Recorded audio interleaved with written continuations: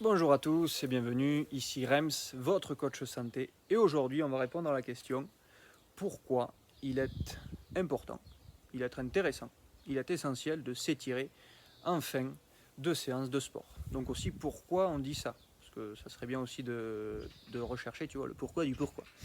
En l'occurrence, certains ont fait des études, tu vois, des grandes études, ils ont été scientifiques, ils ont fait des études, et c'est là où c'est intéressant aussi, tu vois, de lire, de regarder la pertinence de leur étude. Parce que tu vois, ils ont remarqué que si tu fais un étirement en fin de séance sportive, ça t'aide à la récupération. Ils ont des trucs pour mesurer. Ensuite, il y a surtout le ressenti du sportif qui est important. Ils ont fait aussi des tests étirés en plein milieu de la séance ou avant, tu vois, ils vont dire que c'est très mauvais parce que ça nuit à la performance sportive. Ce qu'ils te disent pas, c'est par exemple les conditions des études. C'est pour ça que j'insiste sur beaucoup de vidéos à remettre en question, mais tout et surtout aller chercher vraiment la substantifique moelle, c'est-à-dire la profondeur de l'information. Voilà, par exemple, ils vont te dire c'est pas bien de s'étirer avant et pendant parce que c'est mauvais pour la performance. En l'occurrence, ils ont pris les deux extrêmes, c'est-à-dire un étirement, on respire, on se relâche, on se détend, et un sport très explosif comme les sprints. Donc là, très très intense pour courir très vite sur un 100 mètres. Et il est forcé à s'étirer pendant, je crois, un quart d'heure à une demi-heure. Pardon, c'est pour te dire le niveau d'intelligence de ces mecs-là, mais ils ont des grandes études, donc c'est eux les chefs, c'est les rois, donc quand ils disent que c'est comme ça, c'est comme ça. Et en l'occurrence, après, ah ben oui, ça nuit à la performance. Ah ben oui, ben franchement, moi quand je pète le feu, si tu me dis étire-toi et que je pète le feu, ben ok, je vais m'étirer, mais bon, si une demi-heure après, ben, je suis moins sans canne, je suis moins en forme, surtout si je me suis amusé à me détendre à fond, et s'étirer, se détendre et relâcher tout ça, ben oui, mes muscles évidemment pour créer un effort brutal au lieu d'un effort là, d'un étirement, vu que c'est quand même un effort, tu vois, de détente. Qu'est-ce que je te dis, c'est l'opposé ultime de se détendre longtemps pour ensuite, en très peu de secondes, être extrêmement explosif, extrêmement puissant. Enfin, ça tombe sur le sens, mais bon, comme dit mon père, la plupart des gens, surtout dans le domaine scientifique, ils sont très instruits, pas tous, hein, ils peuvent être très instruits et quand même être capables de remettre en question et d'être logiques, de faire preuve de logique. Donc là, en l'occurrence, c'est des gens instruits, mais qui, plus ils en savent, moins ils en savent dans la logique, en fait. Parce que là, en l'occurrence, c'est clair que si tu faisais un léger étirement pour détendre, après, tu viens de courir, tu es essoufflé, tu t'étires un peu, tu relâches, ça va mieux, et après on repart, ben oui, je suis sûr que là, tu aurais des meilleurs ressentis de mobilité, c'est-à-dire d'élasticité, tu vois. Là, par exemple, si j'arrive que là, tu vois, avec mon bras en termes de souplesse, pour le tennis, par exemple, pour pouvoir frapper, mais là, tu vois, je vais étirer mon pectoral en début de séance, pendant la séance, tu vois, légèrement, tu vois, le masser, l'étirer, et pareil, je vais gagner encore plus de mobilité pour pouvoir frapper la balle, par exemple, au tennis. Donc ce n'est que de la logique, ce n'est surtout que du ressenti. Parce qu'il y en a, ils vont te dire de s'étirer juste après une séance ou pendant, ça peut leur faire mal. Ça dépend aussi comment ils s'étirent. Là c'est pareil, c'est comme une étude scientifique. Qu'est-ce que tu dis, qu'est-ce que tu fais correctement et concrètement aussi. S'ils te disent, la plupart qui me disent qu'ils ont mal, ben oui, ils s'étirent comme des malades, quoi. Ils essayent le grand écart, ils essayent le pont, tu vois. Ils étirent les pecs comme des mules après s'être chargés comme un mulet au développé couché, aux pompes. Donc qu'est-ce que je te dis? Ben oui, les fibres musculaires sont très chaudes, très élastiques. Toi, tu viens tirer encore comme une mule. Fait, tu respires pas dans le mouvement. Fait, qu'est-ce que je te dis? Il y a plein d'erreurs d'un niveau maternel, encore une fois, que si tu écoutais ton corps, il te le dit. Si tu te demandais est-ce que c'est logique, ton corps aussi te le dit. Il te dit ben non, c'est pas logique. Mais vu qu'on ne nous apprend pas à nous remettre en question, en théorie, et de ressentir ce qu'on ressent en pratique, ben oui, on est bené. Donc, notre objet d'étude, pourquoi c'est intéressant de s'étirer après une séance sportive? Au niveau logique, moi ça me paraît logique. Au niveau ressenti, ça peut différer de plein de manières différentes. En l'occurrence, différer de manière différente. Excusez-moi, ça fait beaucoup de différences. Donc, petit jeu de mots, ce que je veux te dire, c'est qu'en fait, un effort sportif, c'est logique, on met en tension nos muscles, ils se contractent, on force, tu vois, on s'essouffle, on est en tension pour peu que tu fasses de la boxe, une résistance en musculation, courir, le poids de ton corps. Donc oui, tu es tout le temps en contraction, tu es tout le temps dans l'effort. Et là, c'est l'inverse, c'est le cool down en anglais, in English, por favor. Ouais, je suis bilingue que pour dire des conneries, donc tu le sauras. Donc en l'occurrence, ben oui, c'est logique de chercher une détente, de rechercher à rétablir l'équilibre dans ton corps. Tu as cherché une excitation, une contraction, mais là tu vas chercher une décontraction, une désexcitation, je ne sais pas comment dire, bon, une détente quoi. Ça me paraît logique au premier abord, comme faire de la relaxation, de la respiration, de la méditation, marcher au calme, nager, petite brasse coulée, tranquille et mille, voilà, détendre le corps, ou aller faire un sauna, voilà, tout ça. C'est logique au premier abord, ça me paraît logique de dire qu'il faut s'étirer.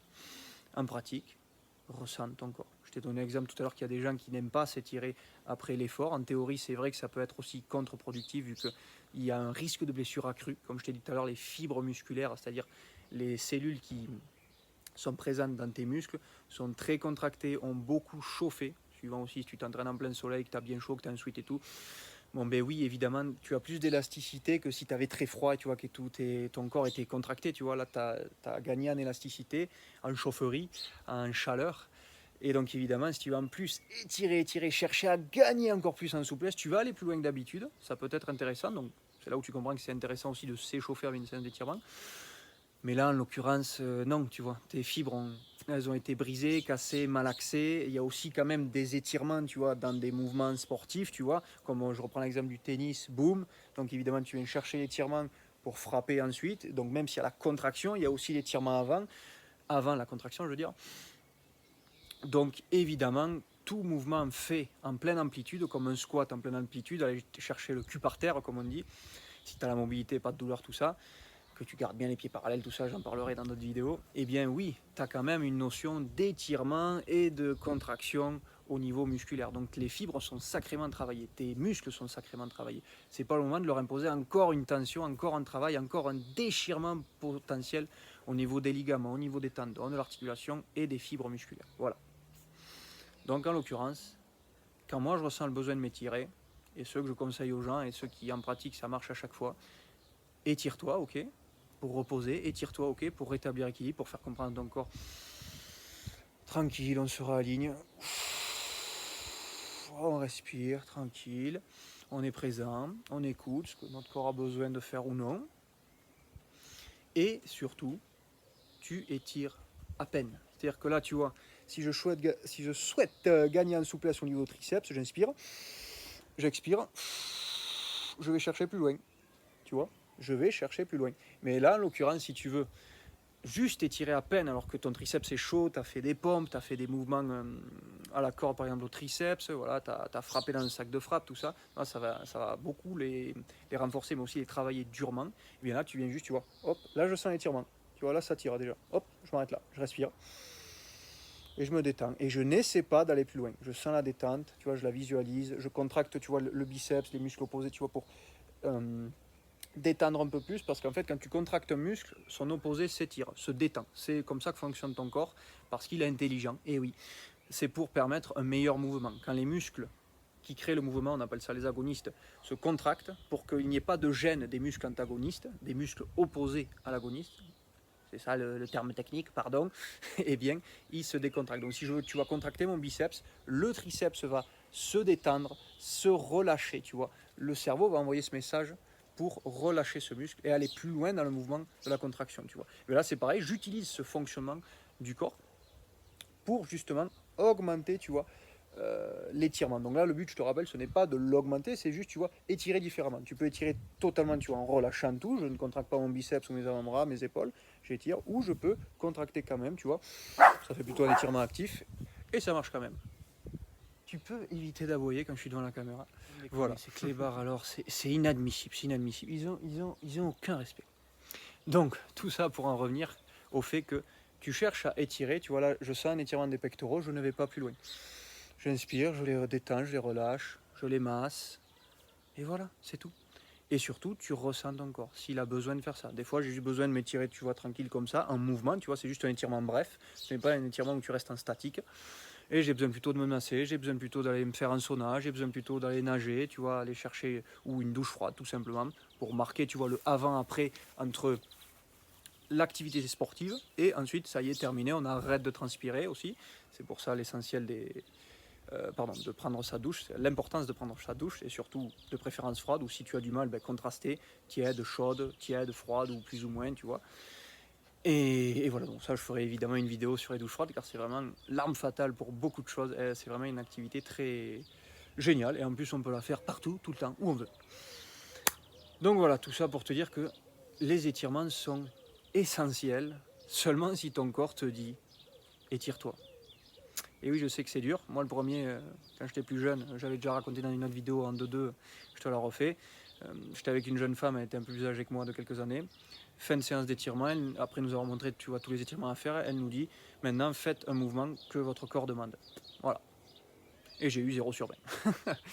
Donc évidemment, j'étais là, je comprends pas, je sais pas qu'est-ce qu'il faut faire en fait, parce que je savais pas écouter mon corps. Et donc je ne savais pas s'il fallait que je m'étire, je savais rien et je savais pas quel mouvement il voulait, parce que je l'écoutais pas, parce que j'étais pas conscient, parce que je n'arrivais pas à l'écouter. Donc c'est ça que j'ai appris à faire, c'est ça que j'apprends à mes clients, à juste écouter tes ressentis. Est-ce que ça te paraît logique de faire tel mouvement à tel moment? C'est mais tellement simple, bon Dieu. Encore une fois, je le répète 10 000 fois, je le sais, mais j'adore, c'est du niveau maternel. Les maternelles, les animaux, les enfants ressentent leur corps, respirent pleinement et surtout par le ventre.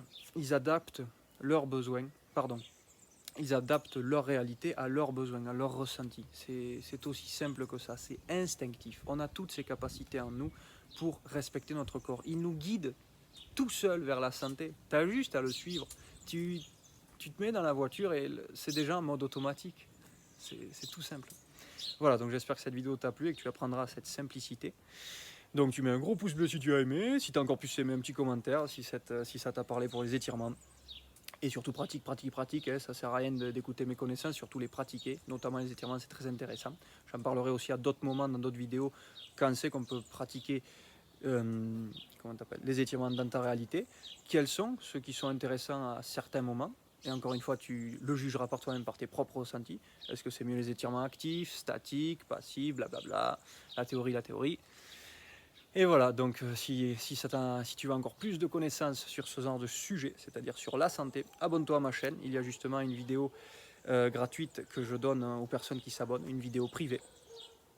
Et ensuite, si tu veux encore aller plus loin, j'ai créé un groupe Santé et Simplicité, un groupe Facebook, où tu apprendras d'autant plus de connaissances chaque semaine, chaque jour. Des témoignages, des partages, des vidéos, des podcasts, des posts, des articles sur comment être en santé et comment éviter, par pitié éviter, s'en opposer, la maladie, ce que beaucoup de gens connaissent, ce que j'ai connu pendant trop longtemps, comme tout le monde je crois. Donc voilà, allez à bientôt, passe une excellente journée, à plus.